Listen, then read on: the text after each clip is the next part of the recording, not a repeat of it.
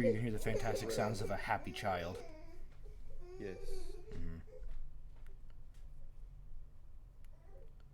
All right, Just then. mad about nothing or mad about something? Um, mad about... He's mad because he's awake, because he's mad that he's tired, because he's mad that he doesn't want to go to sleep. Yeah. Yeah. Same. That's where I'm at right now.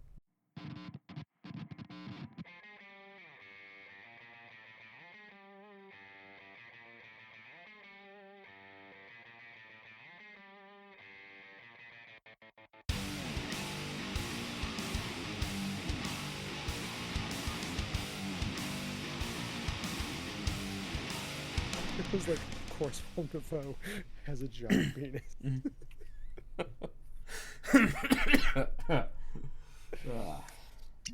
Uh, It's fantastic. anyways, Tyler, did I hear the sultry sound of a flimp? I was trying to do it quietly to see what noise it would make so I could put it back in and do it right because this bottle has a very strange cap that's hard to take off. But yes, you did. Hold on, I'm gonna try it again. Wait. It's hold on. It's a terrible, terrible cap on a great bottle. Ready?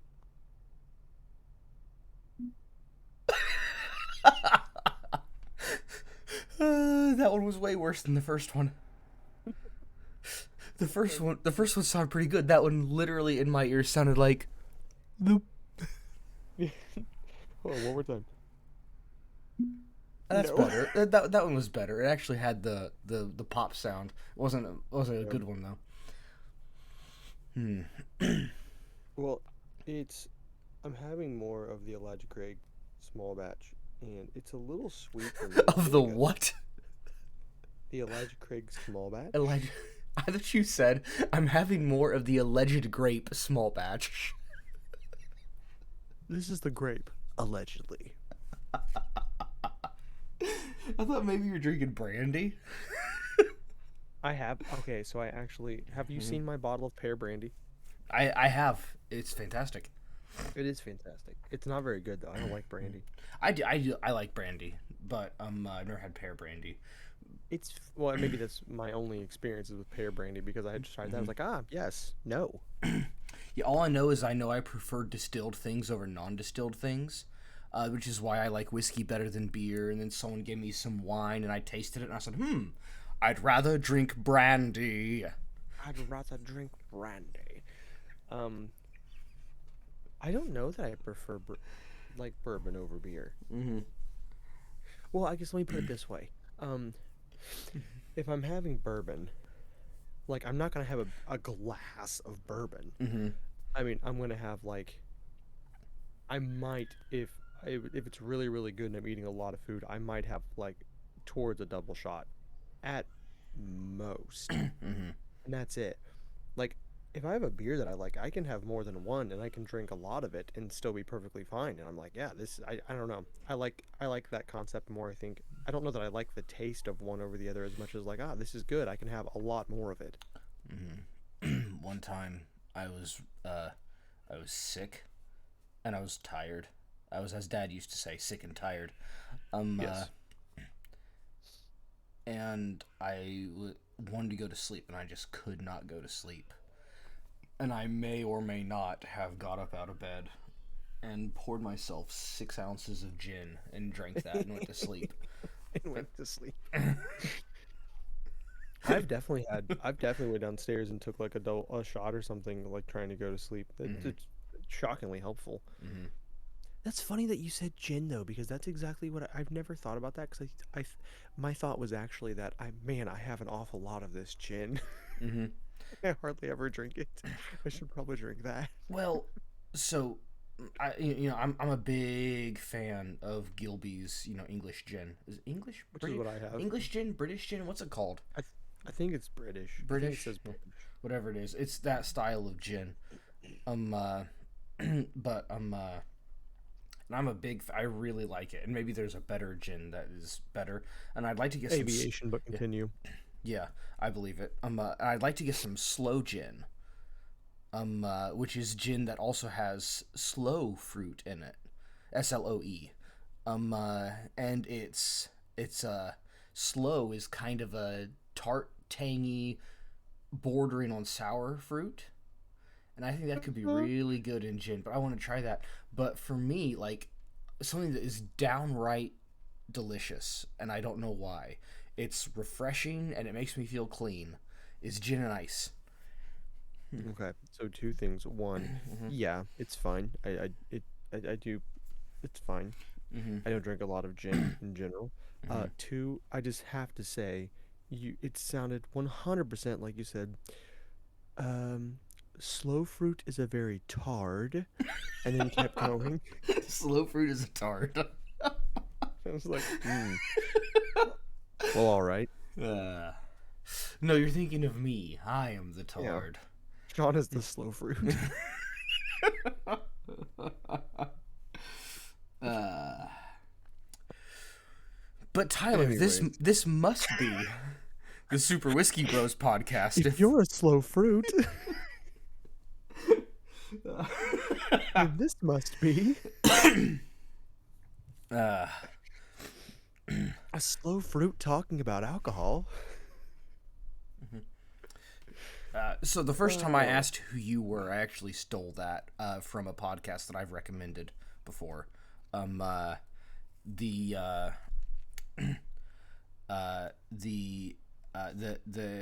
the HP Podcraft, the HP Lovecraft Literary Podcast. I have they that's something that they did quite a bit. Was there was one guy that always jumped right in, and the other guy felt introductions were important. And so the one guy popped in, he would say something, and then he'd say, "Oh, but how are you?" Talking to his thing. He said, "Oh, I'm doing fine, but more importantly, who are you?" More importantly, what are you? Not what, why? Why we're the Super Whiskey Bros podcast. Oh, I hate that.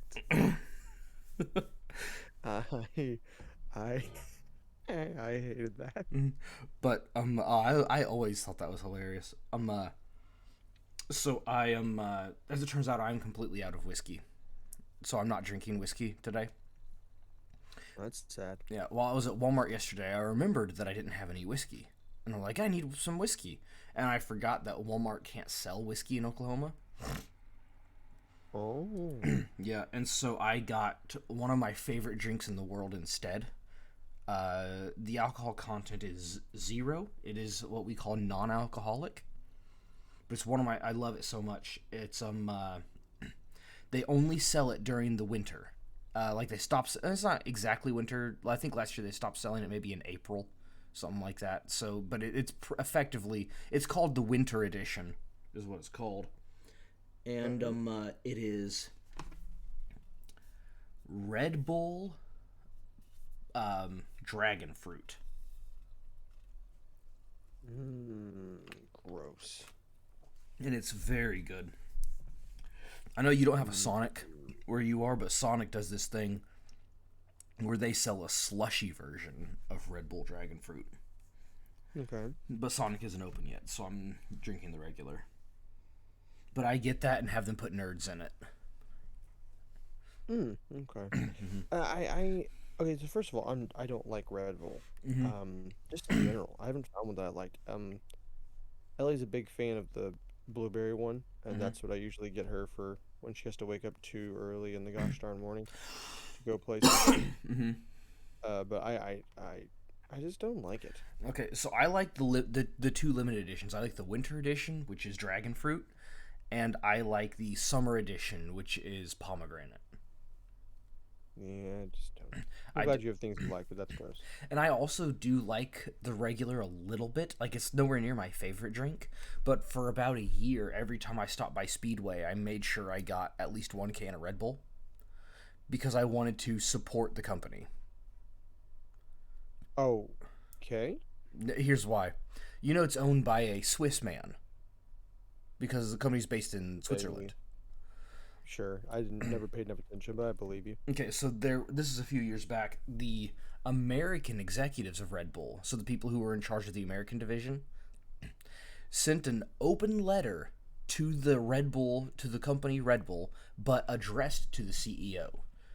So it was basically a letter directly to him, but it was an open letter so everyone in the company could read it. And they were effectively saying things like, you're not doing enough to support Black Lives Matter. You hadn't donated any money to them. Like, you're not going against them, which is, a step in the right direction, but you're not donating any money to Black Lives Matter or to these other organizations. You are not showing any interest in actively hiring diversely, and you're not doing this, and you're not doing any of these progressive things that we want you to do. And he fired them. Yeah, okay, I'm all for that. I might start. I just want. Since we just recorded us making a very aggressive statement. This is worth mentioning. The concept of that, in general, makes me want to vomit. But forget what they were telling them to support. I really think that's cringy. I don't care what they were asking them to support. I find that's like, hey, person, I know none of this money is under my control. I know this is all your money that you've established a company over the course of many years to create this brand and name for yourself. But we're going to make a stink if you don't use some of that money that we have no right to, then tell you that you're bad in whatever way because you're not using your money to do these things. That makes me like my spine turned a little bit. Sorry, side note. Hey, aren't we going to talk about something today? We were thinking about it. We've been doing it. Yeah. It was just the wrong thing. So we'll see exactly where this direction goes. Or where this direction goes. What direction this goes. Have no idea exactly where it's going to start, where it's going to end, or why it's going to wind up there. Well, it started with me taking a heavy sip of whiskey. Oh, so yeah, that's going. The start. Yeah. And, whatever. Lead us who knows where. But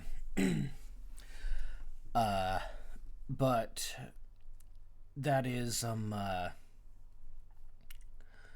but the topic for today is, well, like, if I had to give it a title, it would be Realism in Video Games. When, where, why, and how. And it's, but the concept of the thesis of the statement, the thesis of the statement. The thesis statement. The thesis of my thesis statement. That's my thesis statement. Realism in video games. When, where, why, and how. And the thesis of my thesis is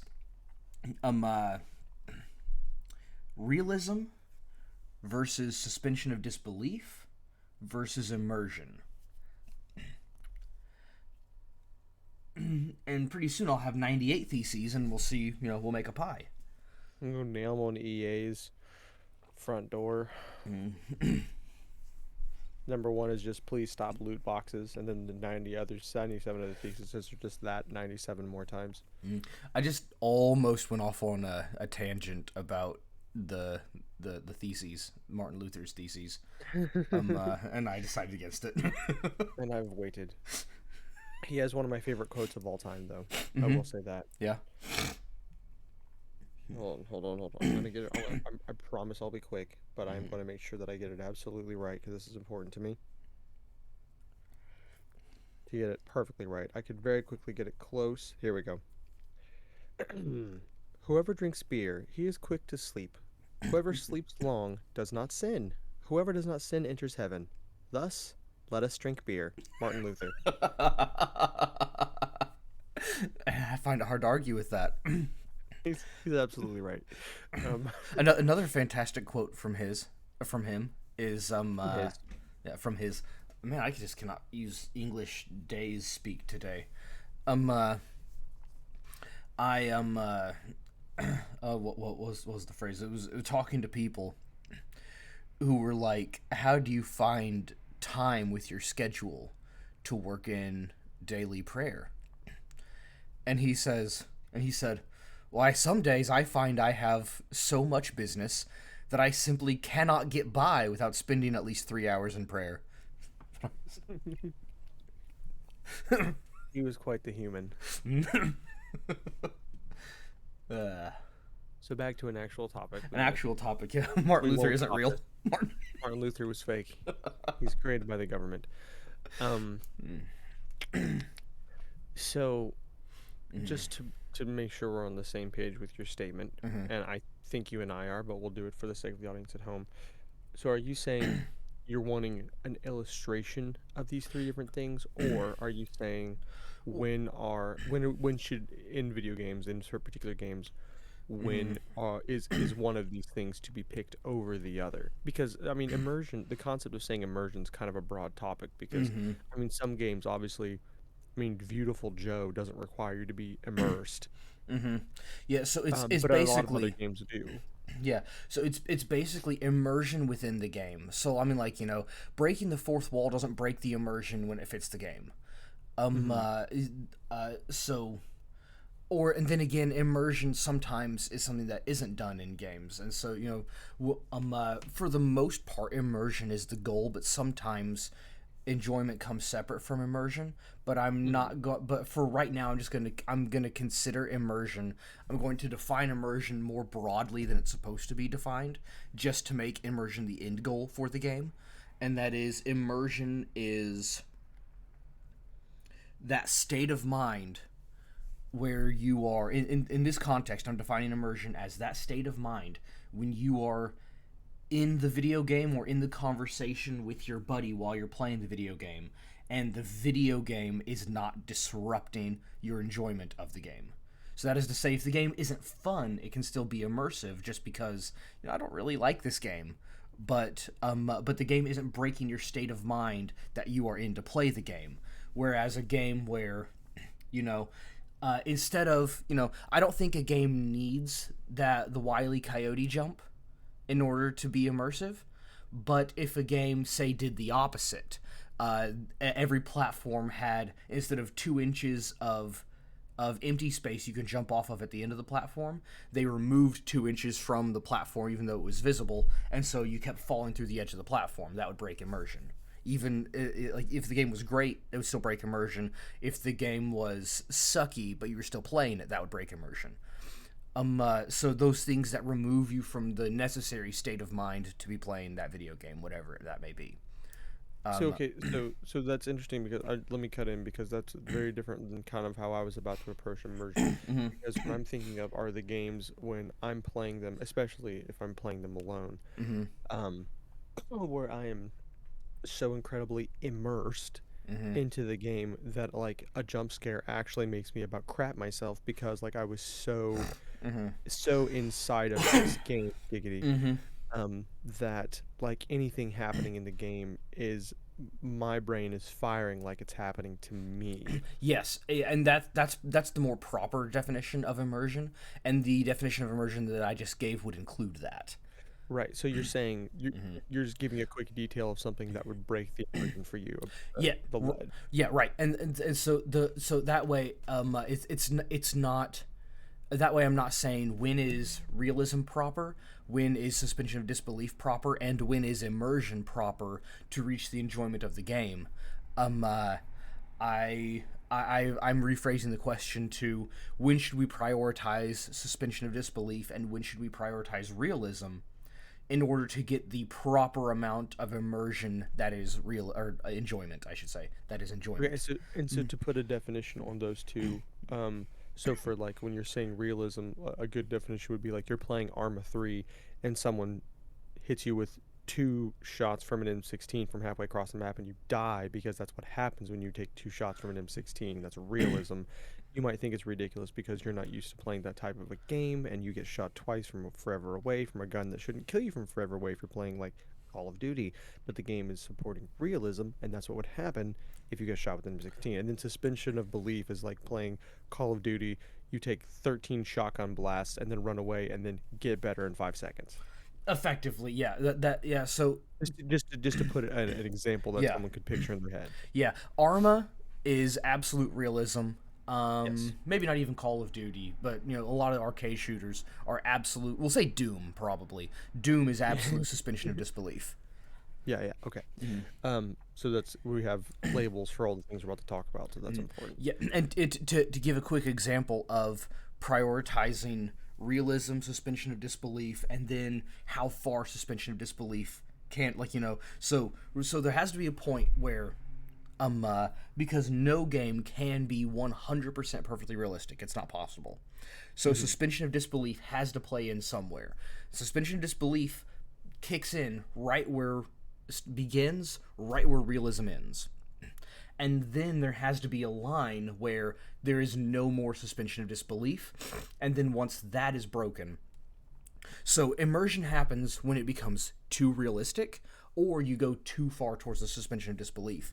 And and it's basically, this is a conversation trying to figure out where we think the best happy medium for that is in certain in which areas. So like I'll give the example of Call of Duty. Well, Call of Duty in general is a great thing, right? Because you die, you respawn. That doesn't happen in real life, so that is not realistic. But suspension of disbelief works out perfectly there. I can suspend my disbelief in this case because it continues the immersion of the game. But then we go to something like shotguns, right? Shotguns, because if shotguns were perfectly realistic, you see the guys in Call of Duty, they're not armored. These guys are wearing clothes. Which means you have this, shotgun with a, anti-personnel buckshot load. You're going to get smoked from easy 40 yards.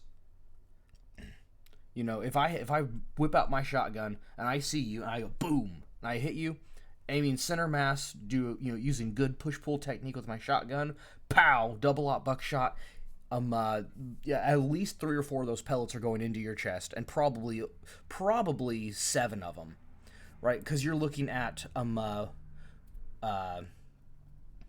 what is it? 1 inch, I think, for every 5 yards of spread with a good buckshot, and so at 40 yards, what you're looking at is 8 inches of spread, and so most of those pellets will still probably get in that guy's torso. And that's effectively, they're really close to the same size, the bullet holes are, and they're moving at enough speed that I could reasonably say that's the same thing as taking a 9mm pistol and shooting 8 shots into the guy's, into the dude's chest. That dude, if he's not dead, he's out of the fight. And so, but you can't have that in a video game. You can't say, hey, look, this is my shotgun, I'll one-shot you from 40 yards.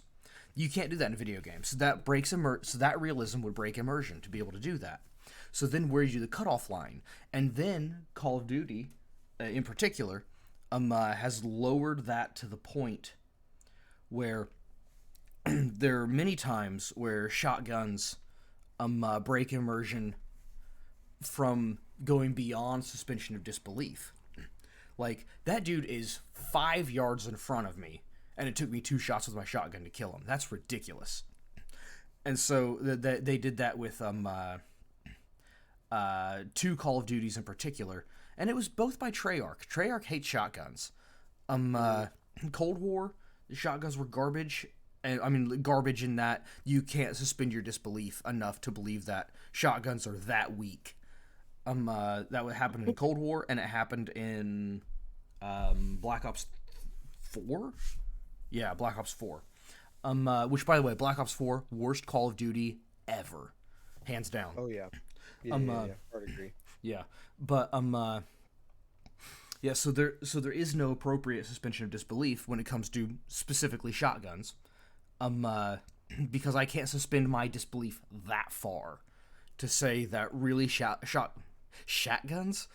Shotguns. That's what they are in those 2 games. Are that weak, but yeah, and so shotguns are a perfect example of that. Like, they can't be realistic, because if they're too realistic, the game becomes garbage. And also, but then again, if it was a war situation, then people would be wearing body armor, and any level of body armor will stop a shotgun shell. And so then maybe they would still be useless. And so the realism does not work for shotguns. But then if you just but then so you have to have some suspension of disbelief to say, yeah, I get that a shotgun is only effective at 10 yards. I get that. And then to say, hey, 2 shots at 5 yards, that's breaking immersion there too. So I like to use shotguns as a good example of that. Where's the of where the line is at. Okay. Yeah. So yeah, what do you think? Realism. When do you think of prioritizing realism? And obviously we have like a mil sim, right? Like Arma. Then the priority, it leans more towards realism than suspension of disbelief. So like, I don't know, in gunplay, where's your favorite line? Also, before I say this, there's also something to be said about world realism versus actual realism. So like, there's nothing realistic about throwing fireballs out of your hands. It can't be done. But if the game is set in a world where it can be done, then that's realistic. That's Right. world realism. So the majority of I'll comment to that too, since you specifically asked me. But I will say the majority of my thoughts on this are the majority of them are going to exist outside of this style of game. Just because that's where most of my thoughts are on things that do this well, and therefore kind of push my thought process on this. But I will say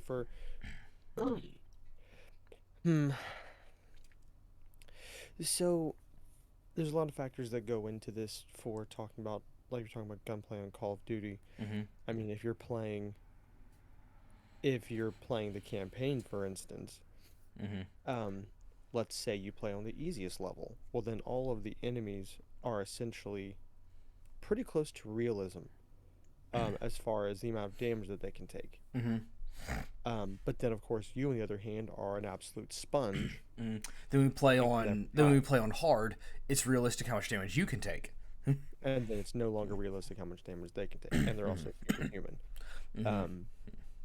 But then like the place in the middle is kind of ridiculous, because then everyone's taking like 5 or 6 shots from 7 feet away from. I just beat the campaign on Vanguard the other day. I mean, like, and I had it on a medium difficulty, just playing through the game, and I specifically remember like having this moment where I'm 8 feet away from someone, and I had like PPSH, and I definitely shot them like 9 or 10 times, all somewhat center mass, every single shot above the waist. And I'm just like, he would not be scared. He would not still be holding his gun shooting at me. He at the very least would be very unhappy. Oh. So there are moments that break immersion like that, like where I think anything that makes you stop and go, that's kind of stupid, breaks immersion for me. So something like that, in that game, that's a break of immersion. As far as like, you got into really big detail about like this particular gun and the way it would act in real life and this, and I don't think my mind goes quite that direction. I will say I only do not that a with lot of shotguns. weapons Just throw that out there, because shotguns are the biggest example of when there's the suspension of disbelief and when you can break it in either direction. For sure, but I mean, you were going into, and you just went into pretty good detail. I don't think I have a thought that could go into that much detail about weaponry for that. I will say that anytime I pick up a Dragonov and shoot someone in the chest and they turn around and shoot me, does make me raise a pretty big eyebrow. But I mean, I don't think it's never enough to make me quit playing the game, but it does kind of ruin. I would say, I wouldn't say it ruins immersion. I would say that the way that they are calculating hit points in a game can vary, and that has moments of small immersion breaks. So like, the reason why I specifically said campaign, if you flip over to multiplayer, I mean let's be real. If you have like my favorite gun from Modern Warfare was the SPR, with like Lapua mag. It's a nasty gun. If you shot someone in that from a few feet away and hit them in the arm at the side, the bullet would go through their body and they'd be done. But in Call of Duty multiplayer, you shoot them in the arm, and what they have is a few hit points taken away because they were shot in the arm. Yeah. So I mean, yeah, those are immersion breaks technically speaking, but it's not game breaking. I wonder if the game doesn't doesn't do projectiles differently than that, because I wonder if if rather than having to calculate physics for, I mean, because I'm shooting through a wall, right, and I bet this is what happens. So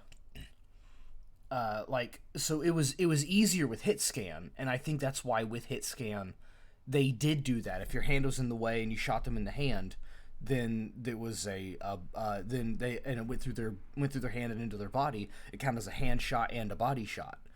Why they did that in old games with hit scan, and why they don't do it now with actual projectiles.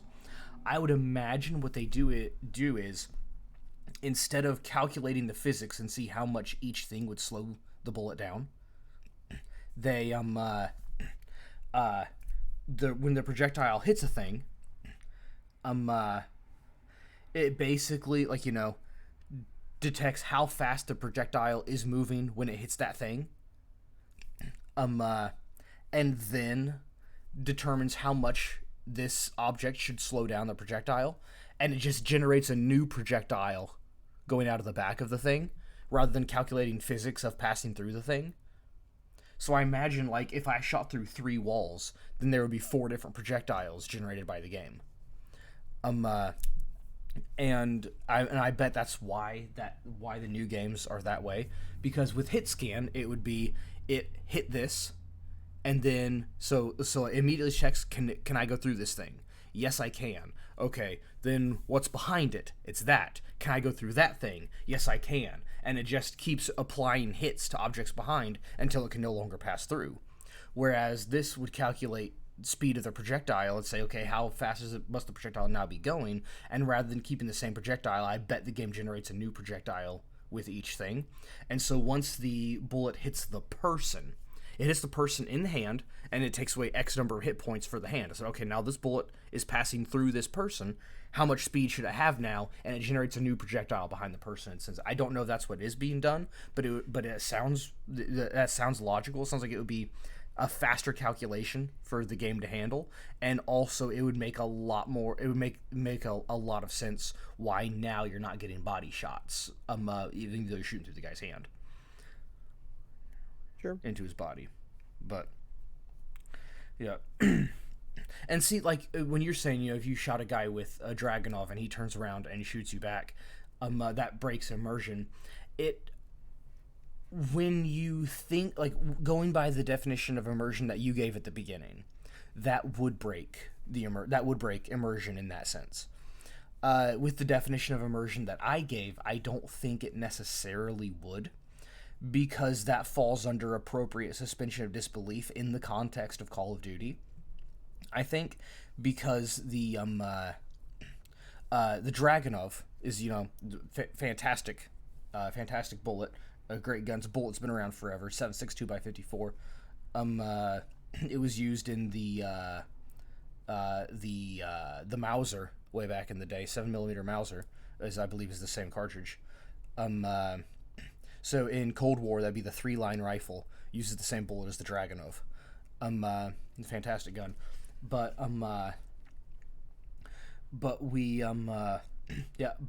for the context of the Dragunov, that gun in Modern Warfare 2019, that gun can shoot as fast as you can click. So you go tick tick tick tick tick tick tick, and that gun goes boom boom boom boom boom. Not quite as fast as you can click, but you can easily score. You can usually easily pop, 0.3 splits, 0.25 splits with it in the game. And for a gun that has the capability of shooting that fast, I understand why for suspension of disbelief, for immersion, that is the mindset that allows you to play and enjoy the game. For immersion in that context, I can very much understand why you wouldn't. I can very much understand why you wouldn't want a gun shooting that fast to have a very large kill box.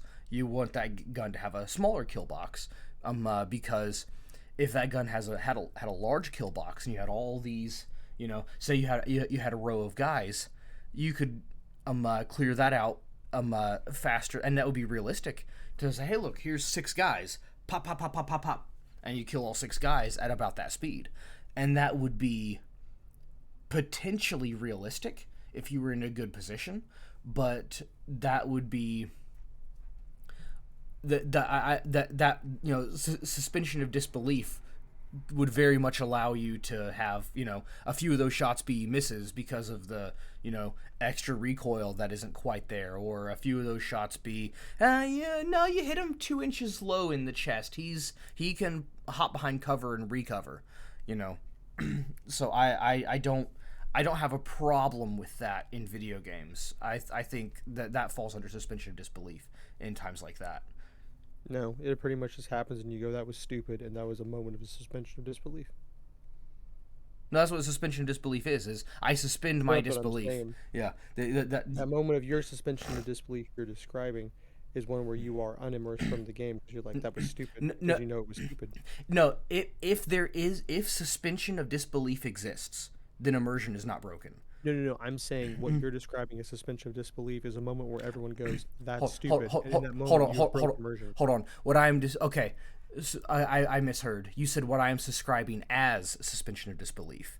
You said what I'm subscribing. I just said what I thought you said what I am describing is suspension of disbelief. No. Okay. I said what you were describing as suspension of disbelief is the moment where everyone goes, "That's ridiculous," and it wouldn't happen, and that's our moment of breaking immersion, because that thing that I just described where someone gets shot, and I mean, I know you just said like a 500-word essay on all of that stuff, and I was just like, yeah, but no, because that moment that's literally all of our episodes.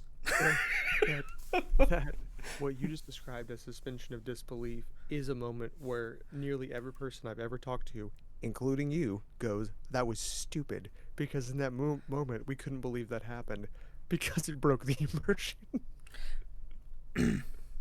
That's all I'm getting at. Yeah, and again, it's immersion. That's why I gave such a different immersion. A different immersion of definition earlier. That's why I gave a different definition of immersion earlier, because that technically breaks immersion by like the true definition of immersion, the actual, how you actually, because it doesn't really, like, it pulls you out from inside the game, but only briefly. So that's technically breaking immersion, but it doesn't break the mindset of game enjoyment, I guess. I don't know how to describe. I just wanted to say, I just wanted you to say all that and me go, yeah, but no. Yeah. And so that's why I gave the definition of immersion as I did, and I should probably, because I didn't want to just say because obviously immersion is its own category. So instead of saying realism versus suspension of disbelief to achieve immersion, it would technically be realism versus suspension of disbelief versus immersion to achieve enjoyment. But I wanted there to be something to be the attitude of enjoyment, the mindset of enjoyment, just because if the mindset of me enjoying this otherwise good game is consistently broken, I will no longer enjoy the game. But if the game is designed so that I stay in the mindset of enjoyment the entire time, but the game sucks, I still won't enjoy the game. So I wanted to make an objective standard outside of game quality. Okay, so yes.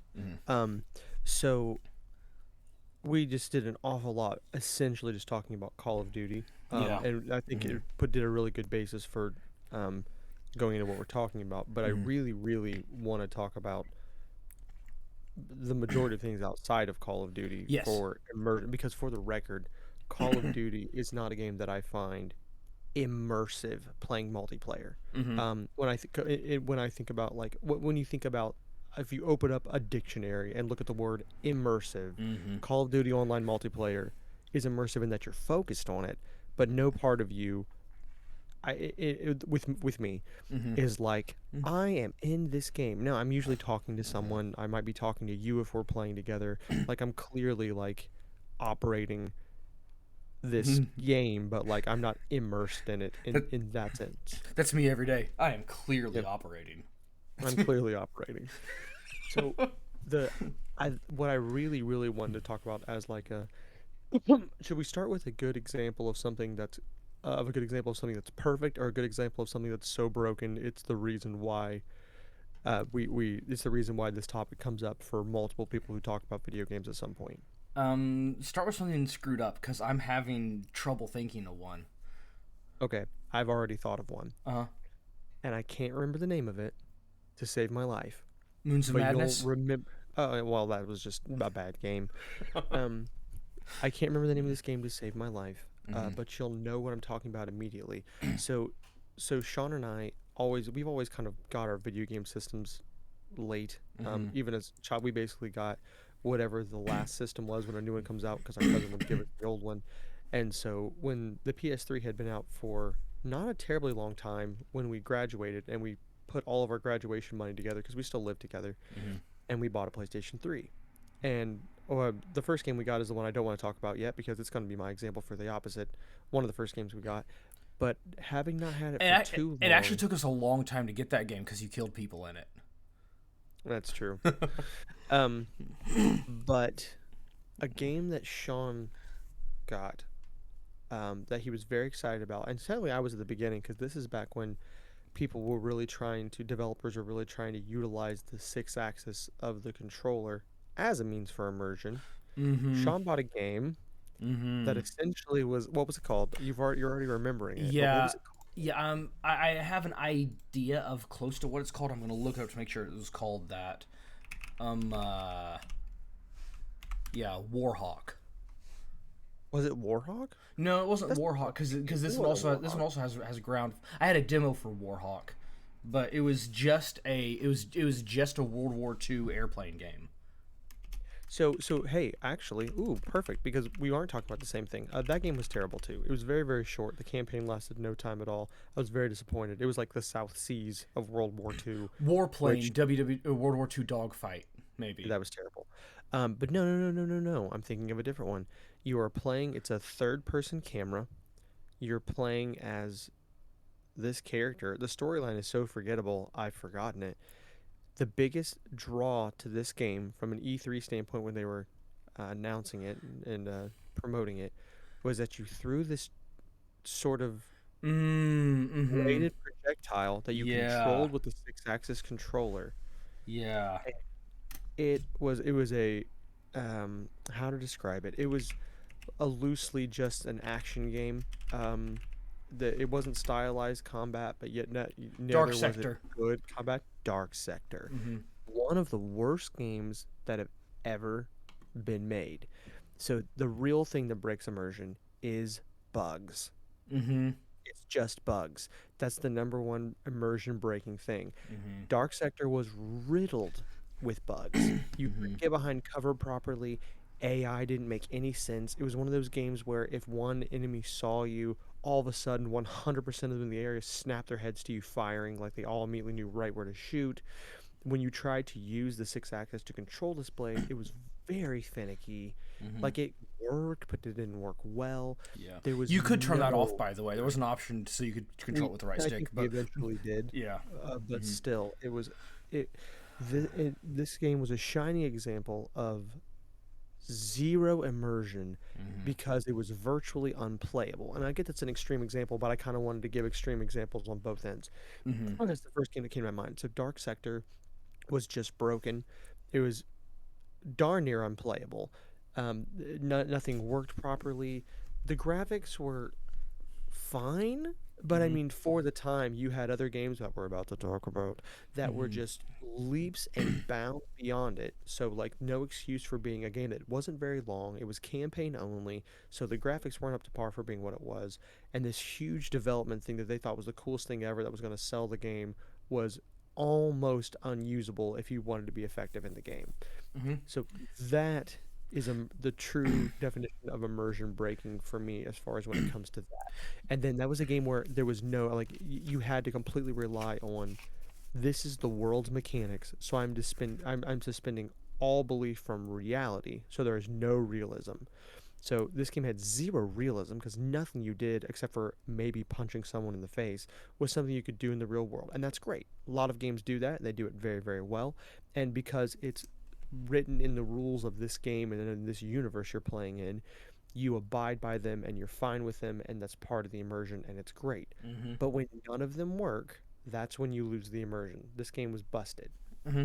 Yeah, and I will say this though. Even with all that, the game was fun enough that I would love to see a studio like maybe Blue Point. They're fantastic at doing things like this, remaking that game from the ground up. Well, that's the thing. Mm-hmm. It had a lot of promise if it would have worked properly. Yeah. But that's what I'm getting at. It Mm-hmm. wasn't a bad idea.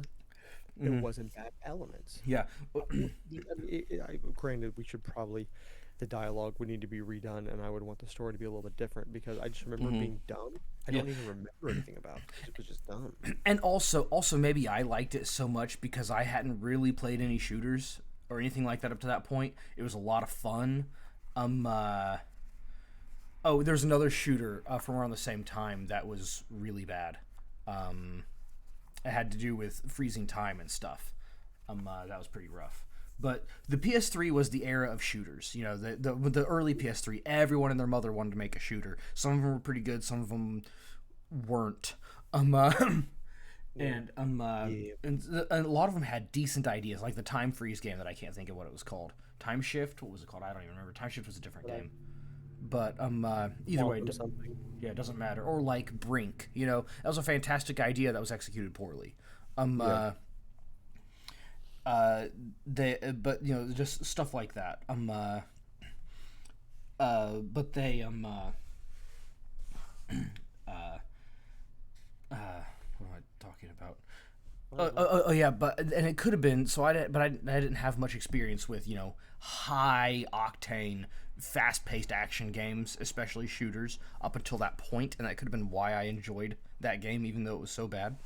But it could have been that game was just so dark and edgy, and that's just the way I was at that point in my life, that I enjoyed those things. Good morning, and or afternoon, and or evening, and or lunchtime.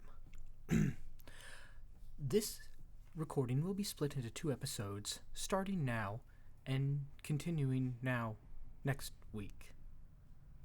Yes.